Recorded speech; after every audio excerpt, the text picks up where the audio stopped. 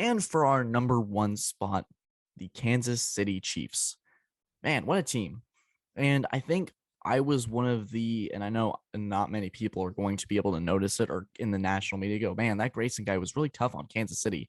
But I truly believe I was one of the most tough guys on Kansas City last year. I did not think they were a Super Bowl team.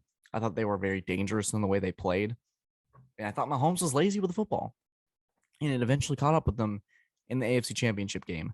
There was a lot of running around. There was a lot of backyard football that just didn't cut it with the Cincinnati team that knew what they were doing and had the calm, cool, collected vibe of a Joe Burrow. They didn't get done the Super Bowl, but they were able to take down Kansas City, who's consistently always there. And for me, it was very easy to put them at number one for these reasons. And I know you're going to go, wait, they lost Tyreek Hill. But I think while it robs them of what made them special, they almost reinvent themselves in a way.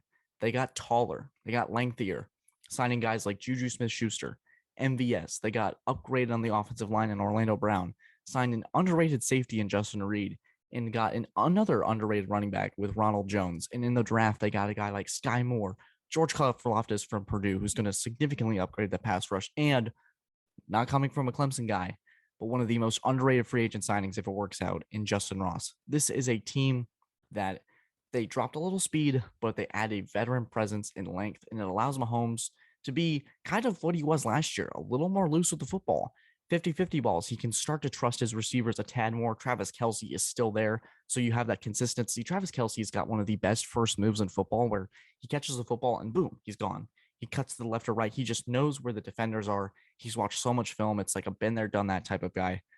For me, it was always, can Kansas City clean up those issues? And last year, it caught up to them, that lazy type of football.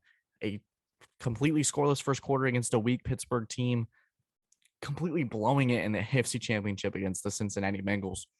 I think Kansas City had a lot of work cut out for them in the division that's getting better and better. But I still think, and it's the cliche saying, in order to be the man, you got to beat the man. And I think they did a lot of good things this offseason. Like we've talked about, those free agent signings allow them to kind of reinvent themselves, do different things. They'll have Patrick Mahomes, they'll have Andy Reid. And I think if they can clean up those issues, it is a done deal for this division because they're going to be able to start strong. This is one of those teams that, even though they have a lot of new pieces, with Mahomes and Reid, you have your center pieces. You're going to be able to start right like that. You're going to be able to say, hey, this is how we win in this league. Talk to a guy like Juju and MVS. This is how we do it in Kansas City. Get those reps in training camp and let's roll. I think the offensive line, they had that first year where they kind of had to figure it out. There's a lot of new pieces. They're able to kind of clean up that sloppy play. I like where they're headed. I think they're going to have a couple challenges here and there with rosters like the Rams. I think Denver is going to give them some trouble, especially on the road. This is no longer going to be Kansas City just plowing through this division. I think it's going to be a lot of work cut out for them. I could see them going 11-6 or 12-5, but I think they have what it takes. They've been through that loss. They've been through that pain. They know what it feels like. I think Mahomes is getting nightmares from that Cincinnati loss, a team that really had no business being there. It was a Cinderella run in a way. And Kansas City almost could be haunted by that. And I think they're going to be able to attack the run game in a specific way. I think they're going to be able to get the most out of Juju Smith-Schuster, the most out of Marquez Valdes-Scantling. They're going to be able to do a lot of great things. They still have guys like Demarcus Robinson there too, who is a solid receiver. McCole Hardman, they still have a little bit of that speed. I think they dropped a lot of it with Tyreek Hill, but they can still do a lot of those same things with this new roster.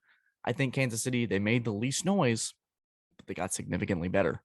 They're going to have that experience, the pain, like we talked about. Mahomes, Andy Reid, new guys, they can get the most out of them.